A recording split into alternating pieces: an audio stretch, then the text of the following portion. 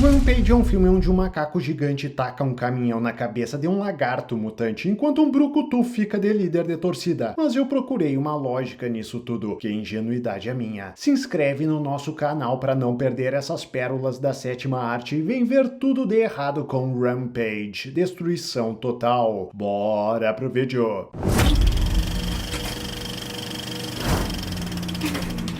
O filme começa em uma estação espacial. A cientista figurante tenta escapar do monstro que tá à solta, mas a sua chefe que tá na Terra consegue impedi-la de entrar na cápsula de fuga através de um Wi-Fi mega potente. Eu só queria saber qual é a operadora da internet dela. A chefe maligna manda a astronauta recolher amostras do projeto em que estão trabalhando, ou não vai deixá-la fugir. A cientista volta para o laboratório e começa a recolher todas as amostras numa lentidão danada. Mas que isso, mulher? Agora quer virar a funcionária do mês? Pega uma amostra só e vaza. A mulher é perseguida por um primo do mestre Splinter. Ela entra na nave de fuga, mas o ratão arranha o vidro. Ela parte, mas é só a cientista atingir a atmosfera terrestre que a nave explode. O filme corta para o nosso protagonista, o brucutu Davis. Ele tá em um santuário de vida selvagem treinando novos funcionários. Davis vai até um gorila aborrecente para bater um papo, mas de repente o gorila chamado George aparece e surge uma tensão no ar. E o estagiário, que não tem nada a ver com o assunto, resolve dar uma de estrelinha para ver se consegue um papel importante de alguma série de televisão por aí, e sai correndo. Ele é perseguido por 3 metros e então se atira no chão porque o cenário é muito pequeno. George aparece e salva o desmilinguido. Davis e George dão risada do pobre coitado, e o estagiário já cumpriu seu propósito de mostrar que George se importa com humanos, então não precisa voltar a aparecer no filme. É isso aí. Durante a noite, as amostras da pesquisa espacial que estavam circulando a órbita terrestre finalmente caem na Terra. E todas caem nos Estados Unidos, onde estão fazendo o filme. Olha que coincidência louca. Uma cai perto de uma alcateia e um lobo curioso vai cheirar a bagaça e é contaminado. Outra cai em um rio e é imediatamente engolida por um jacaré, que devia estar bebaço para comer uma caixa de metal pelando de quente. Se esse bicho tem gastrite, já era. E uma cai perto de George. E apesar de terem pelo menos mais 4 gorilas com ele, George é o que tem o melhor agente em Hollywood. Então ele vai sozinho verificar a jossa e também acaba contaminado. E tá aí o motivo da cientista ter pego 3 amostras do gás. Se ela tivesse pego só uma, não teria pancadaria entre monstros. Ela fez isso para deixar o filme mais divertido para nós, mas que fofa. No dia seguinte, Davis chega ao santuário e descobrimos que o George matou um urso. Mas que gorila safado. Aproveitou que não tinha antidoping no zoológico e tacou a porrada no Zé Colmeia. Davis percebe que o gorila tá bem mais alto e fala que ele deve ser colocado em isolamento. Então o filme finalmente resolve nos apresentar aos vilões genéricos responsáveis por toda essa caquinha. O primeiro é Brett, o irmão menos mau e mais burro. E a irmã é Claire, a mais maligna e menos burra. E isso é o máximo de desenvolvimento que esses personagens vão ter. Brett tá apavorado devido à destruição da base espacial e da perda de bilhões de dólares em ações de sua empresa. Mas Claire avisa que os experimentos resistiram à queda devido ao poder da conveniência. Então ela mandou uma equipe de mercenários recuperar a parada. Enquanto isso, a doutora Kate é acordada por uma chamada de seu chefe e presenciamos o ataque da fada da conveniência. Primeiro, Kate dormiu, mas deixou a televisão da sala ligada e coincidentemente logo quando acordou estava dando uma notícia de seu interesse. Ela troca de canal e passa para uma notícia que complementa a notícia do canal anterior. E assim ela já sabe tudo o que aconteceu no filme, olha aí. Ela e seu chefe ficam em silêncio. O cara deve estar vendo o mesmo jornal e com o mesmo grau de interesse. E virou notícia bem rápido que o George escapou para a jaula do urso. A luta deles deve ter passado no pay-per-view. Kate vai até o santuário afirmando ser a desenvolvedora do gás que caiu do céu e quer a caixa de metal de volta. Davis pede explicação, mas por algum motivo a cientista diz firmemente que tá proibida de falar a respeito. Mas não dá 1 minuto e ela já conta tudo que sabe sobre o gás, mas que bipolaridade é essa? George, que acabou de matar um urso e tá crescendo numa velocidade recorde, pede por comida, mas é ignorado pelos figurantes que tão loucos pra ver a Amy ser jogada no ventilador. O gorila se estressa com o descaso e começa a destruir a jaula. Davis olha para as grades e tem uma brilhante dedução. Me pergunto se um carro vem na direção dele e ele fala: "Eu vou ser atropelado", antes de sair da frente. George foge do zoológico e nós vemos a polícia mais rápida do mundo aparecer. Mas digamos que eles já estivessem na volta, então dá pra dar um desconto. Mas segundos depois surgem agentes do governo americano americano em um helicóptero e eles disparam dardos tranquilizantes em George. Tão de sacanagem. Essa equipe aí só pode ser do Minority Report. George desmaia e nós cortamos para o grupo de mercenários que estão caçando o lobo gigante. Os caras encontram uma pegada. Isso mesmo, uma só. O bicho devia estar brincando de perneta. De repente o líder deles pressente algo e aponta para os arbustos. O filme faz um draminha. Os cervos só fazem barulho quando aparecem em tela, mas que isso, estavam de tocaia tentando dar sustinho na gente.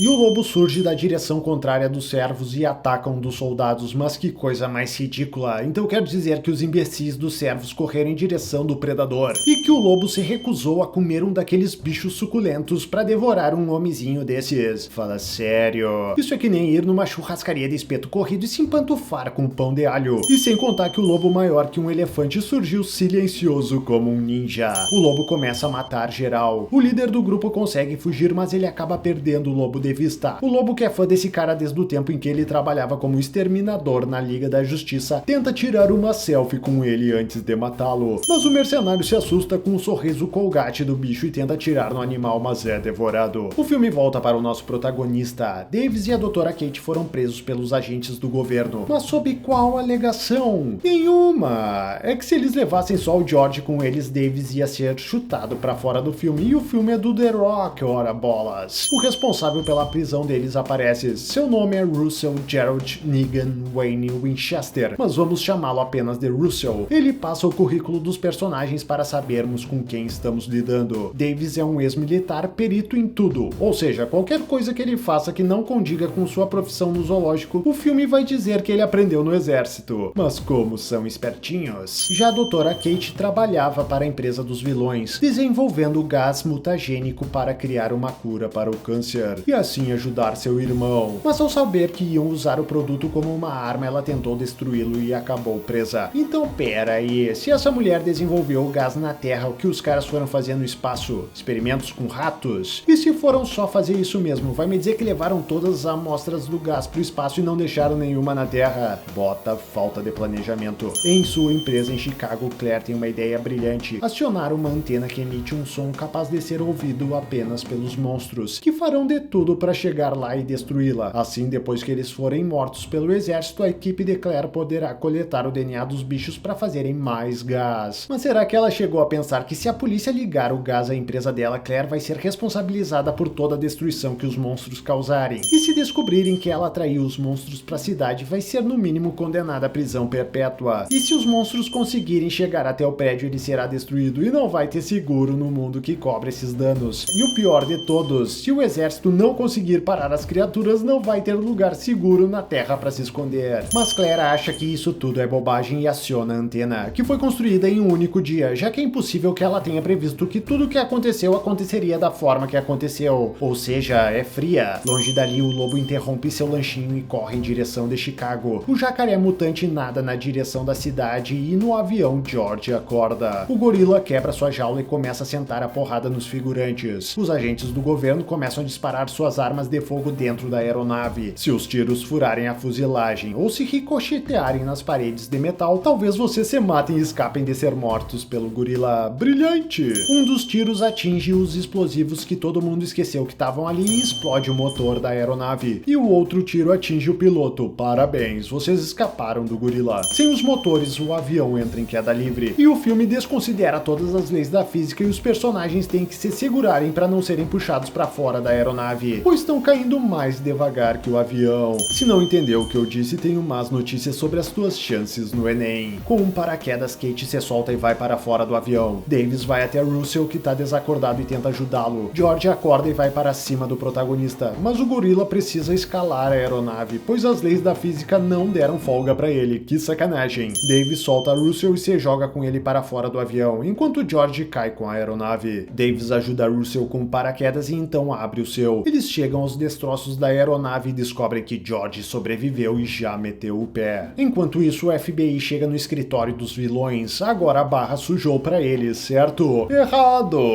Essa cena não dá em nada e não traz consequência nenhuma pra trama. O filme só tá enchendo linguiça mesmo. Então, continuando, Davis e os outros são resgatados pelo exército. Eles são levados para uma base militar, onde Davis explica para o coronel que tá no comando como lidar com os monstros, mas é claro que o milico não escuta o especialista em animais. Afinal, um filme que não tem o clichê do protagonista que é desacreditado pelos outros e precisa fazer as coisas sozinho, não é um filme de verdade. Davis e Kate resolvem fugir, mas correm 10 metros e param, para que possamos ver Davis dar uma surra em 2 militares. Te lembra que ele é um ex-militar perito em tudo? Krav Maga tá nessa lista. O casal vai até um L ponto, mas são surpreendidos por Russell, que pelo visto tem um sexto sentido, pois já sabia que eles iam pra lá e já conseguiu a chave do helicóptero para os nossos protagonistas fugirem. Mas que cara preparado! E é claro que Davis sabe pilotar um helicóptero. Essa é a primeira coisa que você aprende no exército depois de aprender a varrer, pintar e andar de esqui. Eles saem de lá com facilidade, afinal quem é que vai ficar controlando a entrada e saída de aeronaves em uma base militar? De volta à sala de operações, o coronel manda largarem uma bomba no gorila e no lobo que agora andam juntos. A bomba explode e o coronel ordena seus soldados confirmarem se os monstros morreram. Aí você pergunta por que ele não manda o drone se aproximar para conferir. Tu tá louco? Já viram o preço de um negócio desses? Imagina se um monstro daqueles quebra. Os soldados se aproximam e são atacados e mortos pelas criaturas. Mas não bastam as imagens. Um dos militares tem que ficar perguntando pelo rádio o que tá acontecendo. Hein, vocês estão morrendo mesmo? Pornhal, eles estão morrendo, eu acho, hein? O coronel toma uma decisão rápida. Ele manda evacuar em Chicago, pois vão transformar a cidade em um campo de batalha e, se necessário, vão bombardeá-la. Que legal! Um simples coronel, que é apenas a sexta maior patente do exército americano, pode decidir pela evacuação de uma cidade e sua destruição. E o pessoal ainda tem a cara de pau de reclamar que os Vingadores agiam por conta própria. Faça-me o favor. Davis e Kate chegam a Chicago e os bichos gigantes já estão tocando terror na cidade. E até o crocodilo que comeu a caixa de metal resolveu aparecer. E olha que curioso, o lobo e o crocodilo mudaram de forma, ficando muito mais assustadores e perigosos. Já o George só aumentou de tamanho. Ou a boleta que ele tomou era mais fraca, ou o filme só não quer que o bicho perca o carisma. Vai saber. Davis e Kate aterrissam o helicóptero e correm para o prédio da empresa maligna. Eles invadem o lugar com facilidade. Até aí tudo bem, já que a cidade está sendo evacuada. Kate diz que eles precisam encontrar o antídoto para a mutação. Mas espera aí, se existe um antídoto, os vilões não podiam fazer mais gás usando o antídoto ao invés de usar o DNA dos bichos, arriscando matar todo mundo? O roteiro desse filme se auto-boicota a cada segundo. E é claro que o antídoto super secreto e especial continua no prédio que está prestes a ser destruído. E nossos heróis o encontram sem dificuldades, afinal, quem ainda se importa com qualquer coisa nesse filme? Os vilões que ainda não saíram do prédio, mesmo com os monstros prestes a chegar, surpreendem os mocinhos. Claire explica que aquilo não é bem um antídoto, mas um remédio para o bicho não ficar mais agressivo, ou seja, quando George tomar, ele vai continuar grande e apto para lutar contra os outros monstros. Olha que legal, o filme pensou em tudo. Claire dá um tiro na barriga de Davis e leva Kate como refém. Afinal, eu e você podemos engolir The Rock, sobreviver a esse tiro. Mas se Kate sobrevivesse também, aí seria demais. Eles chegam no helicóptero, mas George aparece. Ele pega o piloto e lança o cara longe. Brett dá no pé e Claire se esconde. O helicóptero tá prestes a cair em cima de Kate, que fica parada como uma meba, mas Davis aparece na hora H e salva a mulher. Kate pergunta para Davis como pode ele ainda estar vivo, e ele responde que não sabe, mostrando que os roteiristas escreveram esse roteiro direto em um papel higiênico. Tá louco? Claire aparece novamente. A vilã da novela das 8 aponta sua arma, mas é surpreendida por Kate, que coloca o antídoto em sua bolsa e a empurra pra frente de George. George, que em nenhum momento devorou ninguém no filme, resolve começar agora e engole a mulher com o antídoto junto. Mas que conveniente. Os outros monstros aparecem e começam a destruir o prédio e a antena. Davis e Kate vão para o helicóptero que está sem a cauda e surfam no prédio que começa a cair. Ai, ai, ai. Eles chegam no chão e George surge dos escombros, mas agora ele voltou a ser do bem. George e Davis lutam lado a lado contra os outros dois monstros. Pobre do George, que fez dupla com o café com leite dos 4 monstros. Mas engano meu, Davis consegue ajudar o macaco gigante. Primeiro, Davis engana os monstros e faz o jacaré matar o lobo. Depois, Davis encontra um helicóptero militar que foi esquecido no meio da rua e Davis fuzila o jacaré, dando tempo de George pegar uma lança e matar o monstro espetando seu olho. Fim. E esses foram 58 pontos de tudo de errado com Rampage, destruição total. Se gostou do vídeo, dá uma olhada nessa playlist que eu separei pra você. Se inscreve no canal e deixa seu like. A luz do cinema tá cara e só assim pra gente pagar. Um forte abraço. Tchau.